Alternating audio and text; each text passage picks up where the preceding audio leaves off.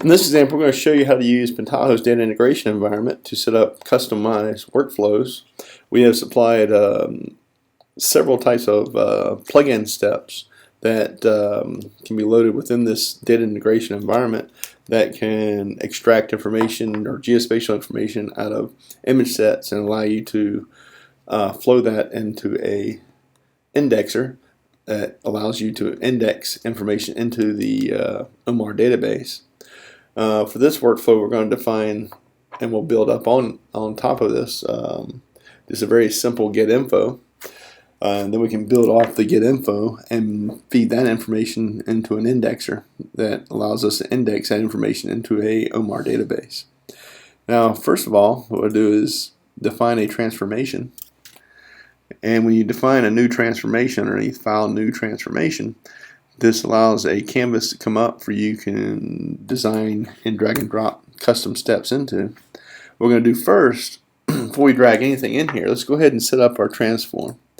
I'm going to allow this transform not only to be ran from the GUI that you see here, but I also want to allow for it to be ran from command line using Pentaho's pan shell script.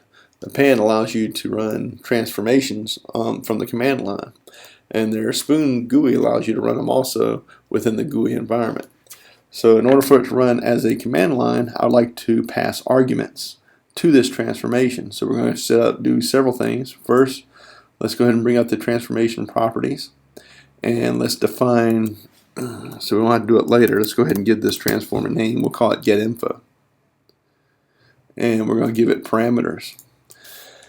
Now in this getinfo, this particular transformation script is going to scan a directory, and we're going to filter the files out from that directory scan to only be a certain set of files like TIFFs and NITFs or whatever. We do table of content files, C2C ADRGs, and add further filtering. But for right now, we're going to give it a dir name, and you can give it a default value. This default value can be changed from the command line through the pan utility. And in this case, on my computer, I want to use a local directory called /data/ test suite / roster, and I want to use a filter. I'm going to give it the name filter of .*tiff or .*tif or .*ntf or .*ntf. This filter is a regular expression, and so basically it says any character, then followed by TIF, then the vertical bar is an or any character followed by capital TIF, lowercase ntf, or uppercase NITF files. And we'll hit OK. So now our transformation set up. Let's go ahead and save it. So we'll save it. You'll see the transformation name and the parameters. You can modify them again if you want to before saving.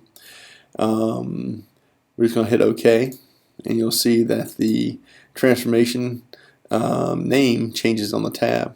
So what we're going to do first is get the variables so they can flow through the processing pipeline. So we have a step that says get variables, and basically all we're going to do is I'm going to give them the same name, dir name, and I'm going to have dir name read from an environment called dir name.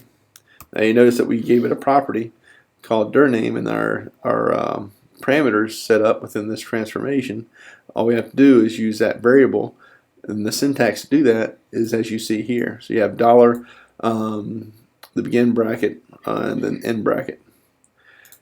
And we're going to do that same thing for filter, dollar filter, and we'll make sure that both these types are strings. And then we'll hit OK. And if you want, we can always preview, take a look at the variable. And you can see that the dir name and filter gets replaced with that parameters that we already defined within the property settings of the transformation. So go ahead and hit OK. Now I have these two variables that I can feed into. Let's go ahead and define an input called get file names. Get file names will allow us to recursively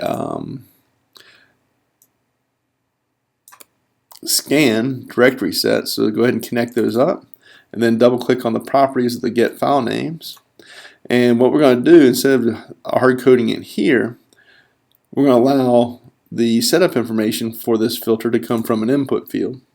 And the get file name is going to come from this directory, and we're only going to include the files specified by that filter, and we're going to include all subdirectories, and we'll hit OK.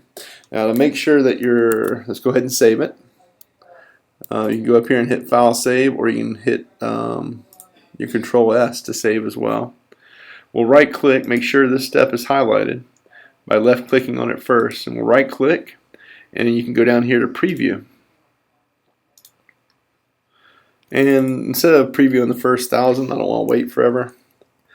So what we'll do is, let's just go ahead and do a quick launch and preview the first 10 records, and you see by default that get file name filter, you already see that I can't move this out, but the very first filter that we had was the get variables, and you'll see the first two columns here is their name and filter, and you see that's getting passed in, and the resulting set for the get file names is as you see on these next set of columns. You see file name, short file name, path, is hidden, is readable, is writable. Gives you all the information about that file itself. So let's go ahead and hit stop because I don't want to do any more previewing. And let's add one more thing. In this example, we're going to do basically an image info or data info from an OSSIM plugin. And so all we need for that is just the file name. So let's first go down here. I don't know if it's under utility, so let's go ahead and hit select. You can filter all the step names by just typing up here in this little search field, and we're going to select values, and all I want to pull from is just the field file name. I don't need all this other information being passed down the pipeline. So all I want is the file name result. And let's go ahead and get rid of that filter. Now if you preview now, let me just do a quick preview. And let's just do first 10 and hit quick launch.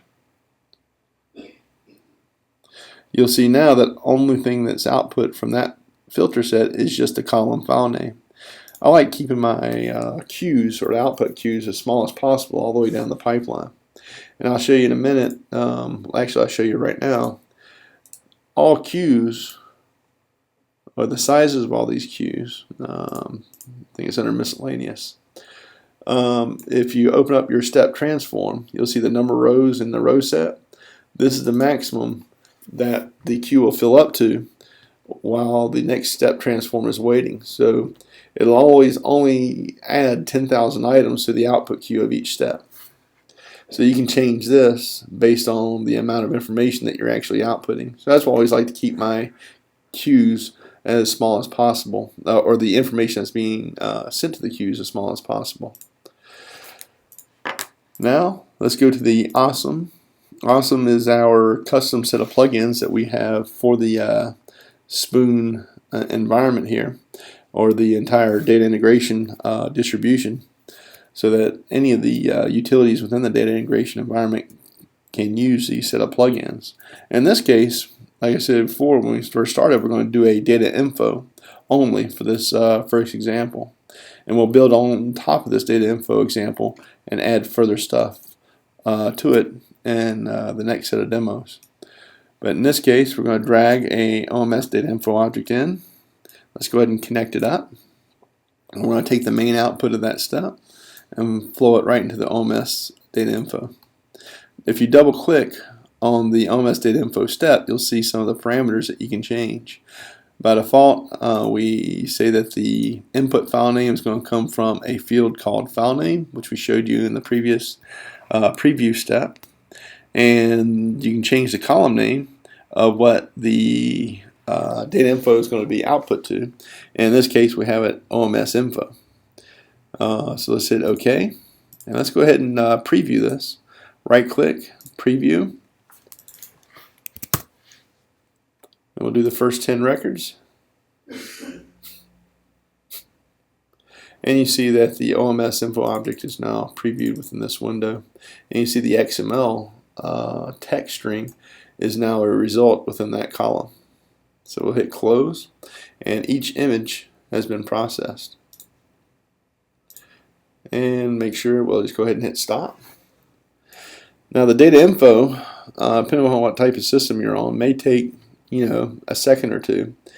And so you may want to increase the number of copies. Now to make this multi-threaded, everything is running on its own thread.